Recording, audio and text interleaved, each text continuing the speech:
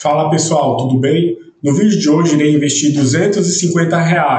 Então para isso eu separei duas ações, BBAS3 e Sanepar, e uma cota de fundo de investimento imobiliário, VGIR11. Então eu quero deixar bem claro que este canal não é uma recomendação de compra e tudo que eu fizer aplicando na prática refere-se a partir da minha análise fundamentalista, a partir da leitura dos relatórios gerenciais que eu faço mensalmente das empresas a qual eu invisto, ou seja, o famoso método Skin in the Game. Então, se você gosta desse tipo de conteúdo, já ative as notificações, já deixe o seu like e curta esse canal. A primeira empresa a qual eu vou estar reportando é a Sanepar. É uma empresa de saneamento básico e abastecimento de água localizada no estado do Paraná.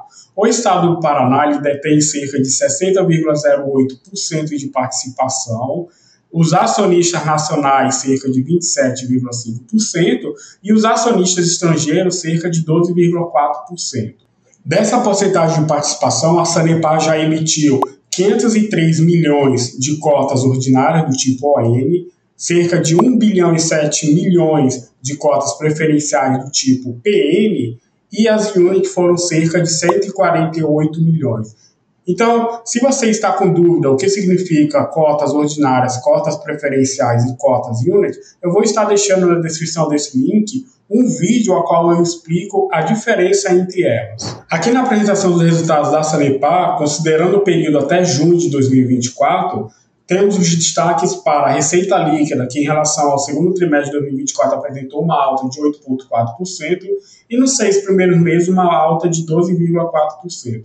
Já o EBITDA teve uma redução de menos 2,9% para o segundo trimestre de 2024 e no acumulado dos 6 primeiros meses teve uma alta de 6,9%.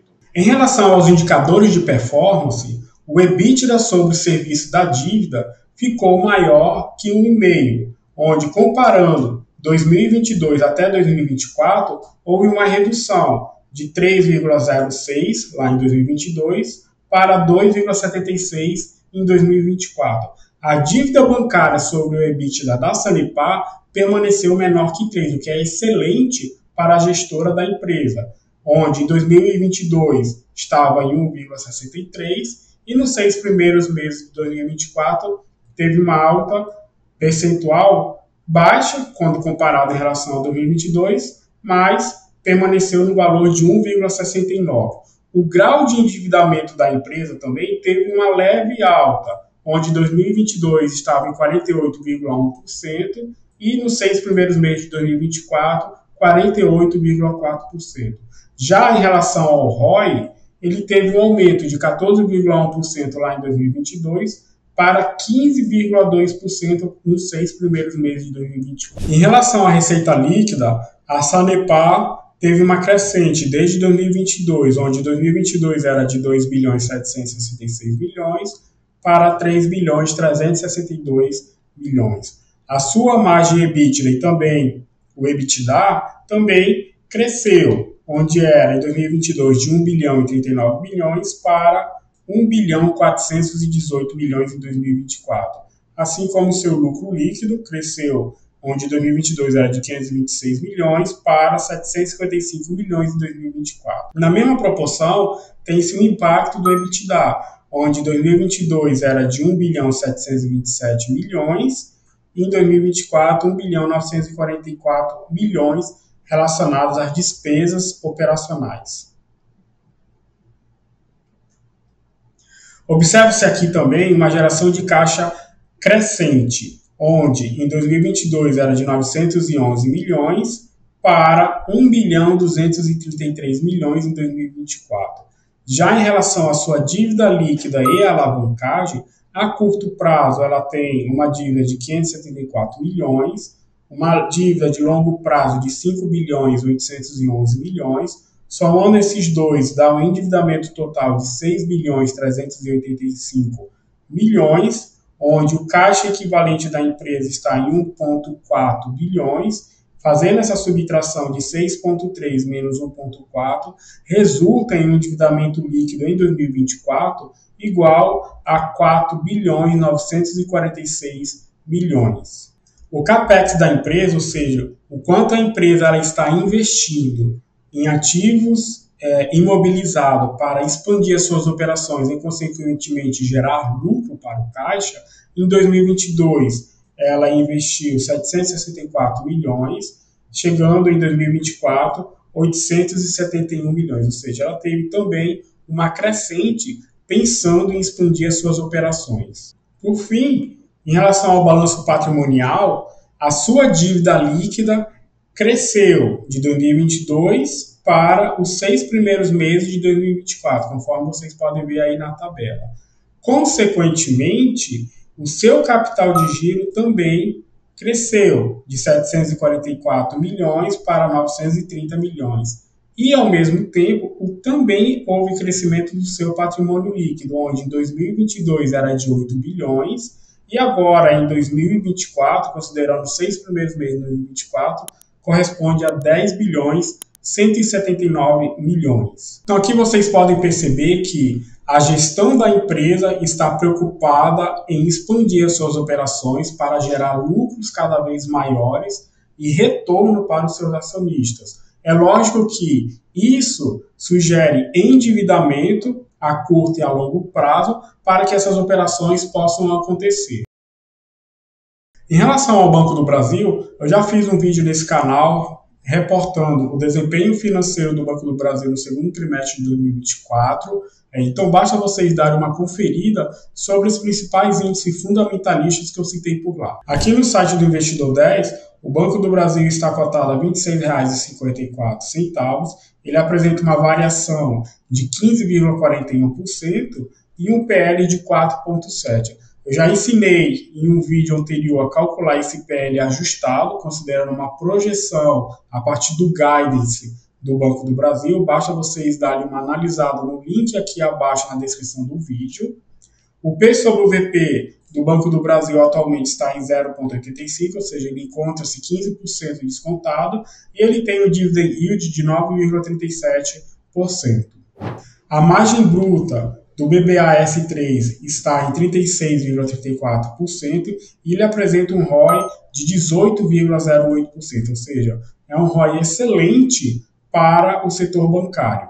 O último dividendo do Banco do Brasil foi feito no dia 11 de setembro e ele pagou um valor correspondente a 0,18 centavos na forma de juros sobre capital próprio. Em relação ao payout do BBAS3, verifica-se que desde 2020 até 2024, o payout do Banco do Brasil sempre teve uma crescente, o que é excelente para a gestão do banco e também para os acionistas. Quando comparado o Banco do Brasil em relação aos outros índices, como por exemplo o Ibovespa, percebe-se que o Banco do Brasil ele tem um spread, vamos ver aqui, atualmente em outubro de 2024 está em 61,83 contra 23,77.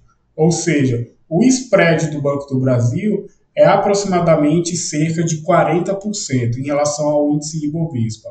Quando comparado com o CDI, também ele apresenta um spread de aproximadamente, aqui está medindo 47 e aqui 63, aproximadamente 16%, ou seja, o Banco do Brasil está apresentando bons resultados nos últimos meses.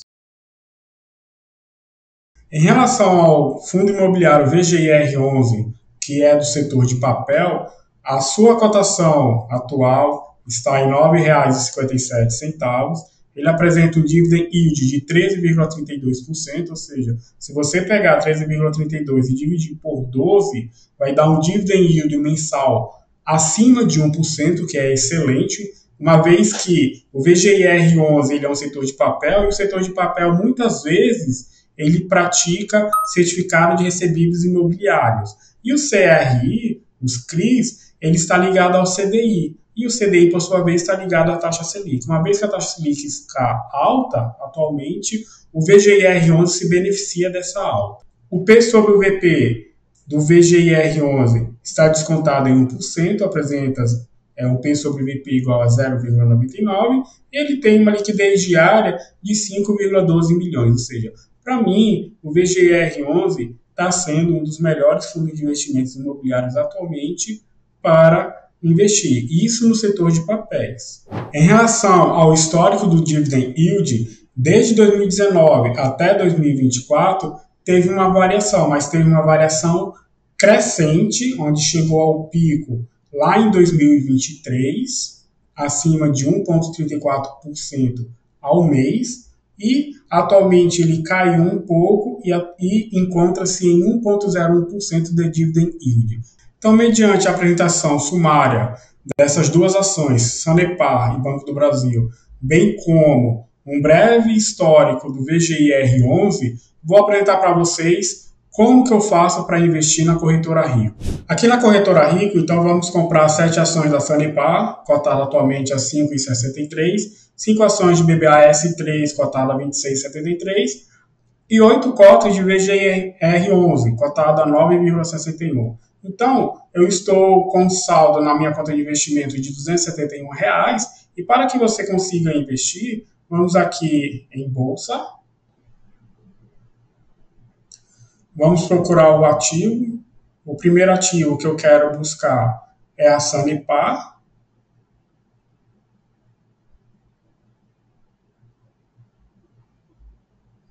E vamos negociar.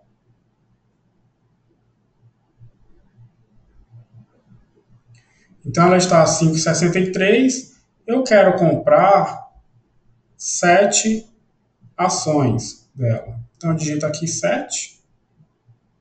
Vai dar um total de R$ 39,41.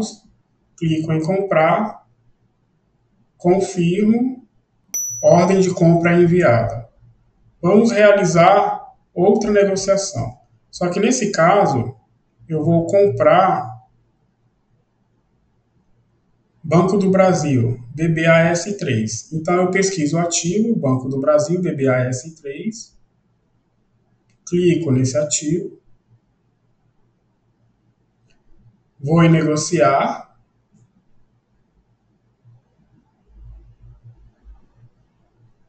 E vou querer comprar 5 ações do Banco do Brasil. Então, digito 5 em quantidade. Vai totalizar R$ 133,70. Vou em comprar.